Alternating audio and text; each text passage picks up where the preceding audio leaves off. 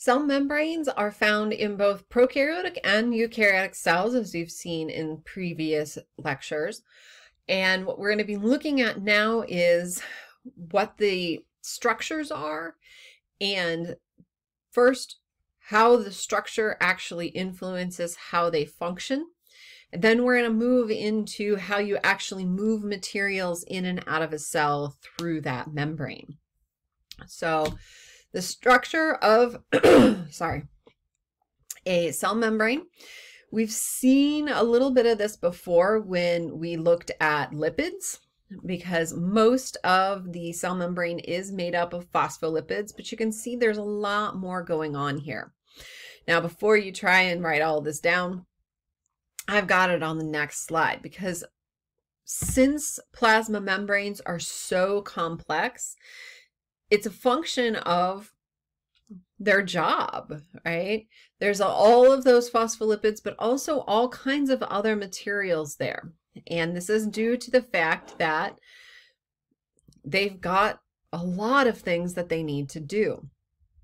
So before I start going through the list, what are some things that you can think of? What are some jobs or some functions of a cell membrane? So remember, a cell membrane is that thing that's around the outside of a cell, whether it's prokaryotic or eukaryotic.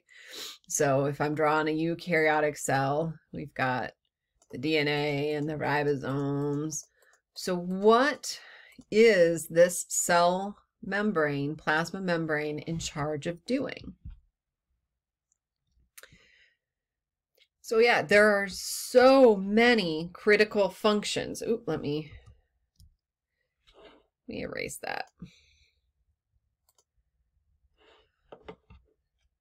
So many of you probably said something along the lines of like bringing in things, like bringing in food or nutrients. And that is one of the big jobs, right? Because this is like a gate, right? It's a wrapper around the outside of the cell. So it's in charge of bringing in food and nutrients into the cell. It's also in charge of disposal of waste, because it's the only way to send any waste products out. So there are some things that cells just can't recycle. They are really good at recycling, but there are materials that they just can't recycle. They'll need to send somewhere else, whether it's for another cell to recycle or for the body to just get rid of. And so it's going to dispose of those waste products through the cell membrane. Some areas of the cell membrane are actually in charge of building and shipping molecules. We don't even think about the fact that, you know, a membrane could do this, and we'll see who at the membrane is in charge of this, but they are actually going to be building and shipping stuff. The cell membrane is like the skin of a cell, so they help regulate heat exchange, right? So like I said, it's a wrapper, so they do, you know, let things in and out, but it's like our skin. And so it allows the heat to come in and out. If the cell gets too hot, it's going to allow that heat to escape, which that's just like us, that's most commonly what's going to happen, because stuff's going to happen in here to generate heat, chemical reactions, and that heat's going to need to be able to be let out. And then just regulating the flow of any material in and out of the cell. So not just food and nutrients, but also things like ions, so sodium and chlorine and potassium and things like that. So it really is an incredibly important and therefore incredibly complex structure. So let's take a look at the base of this structure, and there's our little friend, the phospholipid again. So the phospholipid, if you remember, it's got two main parts. It's the one that looks like the little stool with the broken leg. So we've got the hydrophilic head, and hydrophilic, again, likes water, attracted to water. And so this part, when you put the phospholipids in water, it's going to point out towards where the water is. You've got the hydrophobic tails, so the legs of the stool. These guys don't like water, so they're going to point away from the water. In fact, they're going to hang out together. And so this is what we call the phospholipid bilayer. This is one of the most common structures that phospholipids create. They create two layers of phospholipids with the tails in the middle, the hydrophobic part in the middle, away from the water, and the heads on either side where there's water in the inside, what we call the intracellular fluid, so the inside of the cell in this case, and then the extracellular fluid, or the outside of the cell where there's water. And so this basically creates a seal between the two. But we still need stuff to be able to get in and out. And that's where all of those complex pieces come in. So most of what we've got here are proteins. So we'll look at those here in a second. We do have carbohydrates. So we've got sugar chains. These guys are going to work like a fingerprint. You also see we've got glycolipids, so sugar fats. But mainly it's these glycoprotein, sugar proteins. So sugars stuck up off of these little guys that are going to work like a fingerprint. They're going to say, hey, I belong here. This cell belongs to this body. And then there's also a group of recognition proteins. These guys are going to also give a fingerprint to the cell so it can be recognized as a cell that belongs. And we'll see here in a minute why that matters.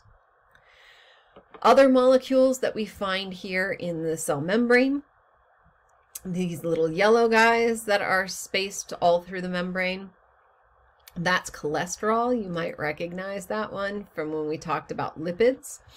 So you need cholesterol, even though you might hear, oh, it's bad for your health. It is if you have too much, but you need it for things like keeping your membrane flexible, right?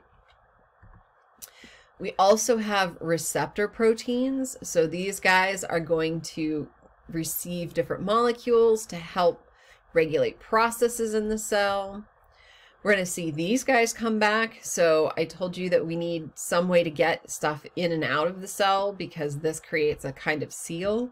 Well, we've got transport proteins. So transport proteins allow bigger molecules or molecules that don't play well with the phospholipids because they're hydrophobic or hydrophilic for whatever reason. So these transport proteins will allow molecules in and out. And then there are enzymes.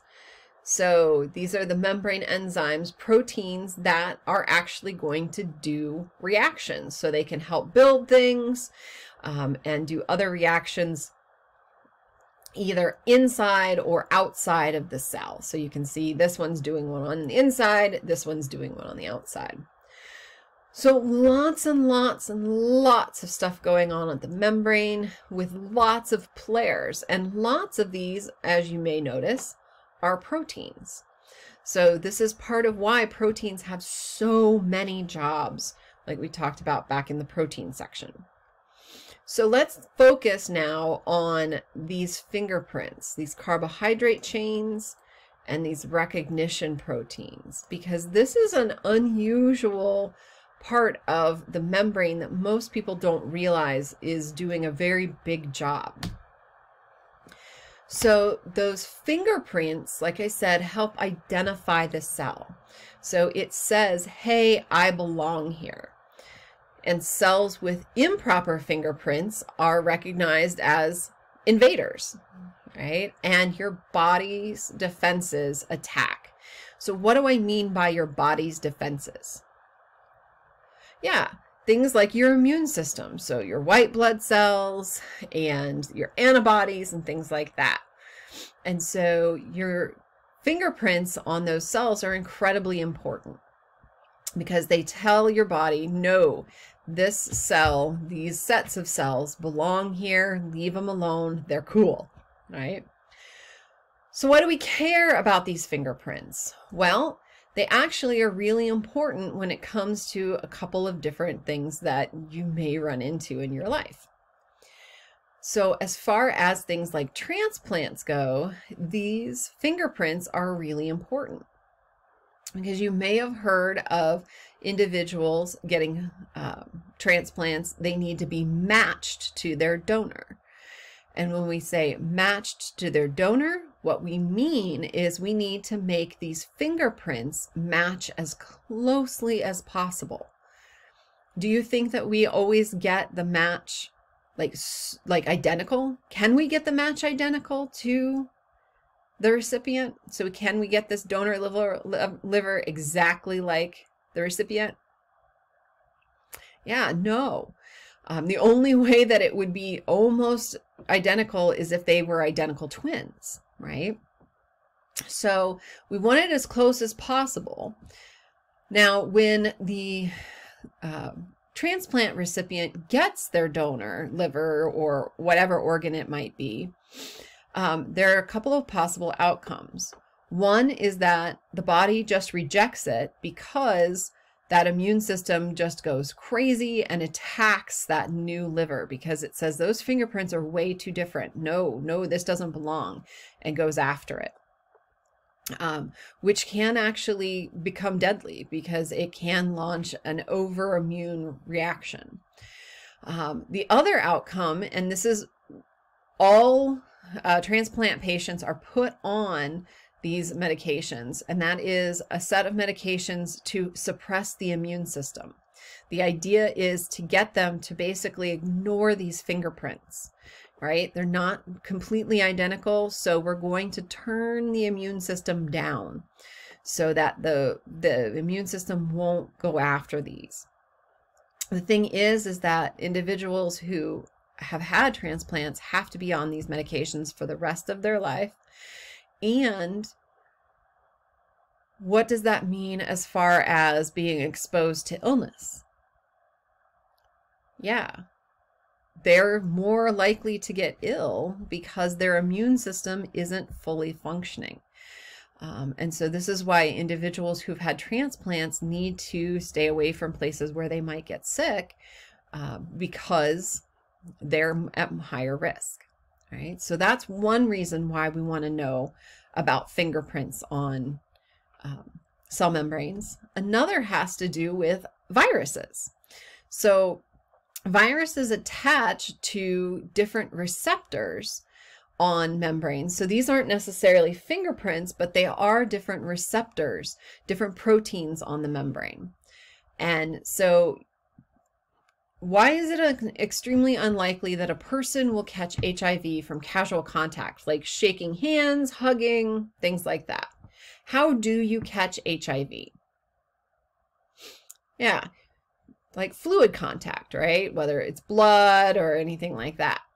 Well, the reason is because your skin cells don't have the markers, don't have the little protein receptors that HIV, the virus, needs to infect cells, okay? So these skin cells, your surface cells, don't have any way for these guys to attach and attack. However, the cells deep within the body have those markers, specifically ones in your immune system. And so the HIV can attach and attack there to get in. So that is why you have to have close bodily fluid contact with something like HIV versus something like COVID.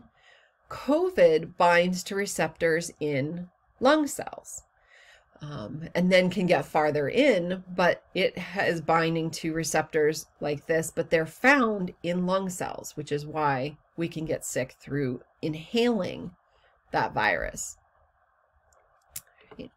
And I have another question. So this is related to what we've just been talking about. So which of these proteins on the plasma membrane likely contributes to the rejection of a transplanted organ or tissue. So receptor proteins, recognition proteins, transport proteins, or enzymatic proteins. All right. So next section is all about transport.